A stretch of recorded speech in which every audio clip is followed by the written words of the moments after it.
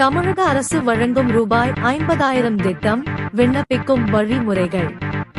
தமிழ்நாட்டில் முதலமைச்சரின் பெண் குழந்தைகள் பாதுகாப்பு திட்டத்தின் மூலம் ஒரு பெண் குழந்தை மட்டும் இருந்தால் ரூபாய் 50,000-மும், 2 பெண் குழந்தைகள் தலா ரூபாய் 25,000-மும் 18 வயது பூர்த்தியடைந்த பிறகு முதிர்வு தொகை மற்றும் வட்டி தொகையுடன் சேர்த்து பயனாளிகளுக்கு வழங்கப்படுகிறது. இரண்டாவது குழந்தை பிறந்து 3 வருடங்களுக்குள் இருந்தால் தற்போது முதலமைச்சரின் 2 பெண் குழந்தைகள் பாதுகாப்பு திட்டத்தில் விண்ணப்பிக்க முடியும்.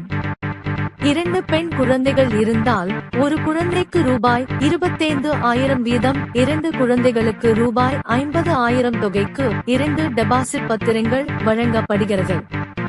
இதற்கான முதிர்வு தொகையை பெற விண்ணப்பிக்கலாம். குழந்தைகளின் தாயார் 35 வயதிற்குள் குடும்ப நல அறுவை சிகிச்சை செய்திருக்க வேண்டும். வருமானச் சான்று ரூபாய் 72,000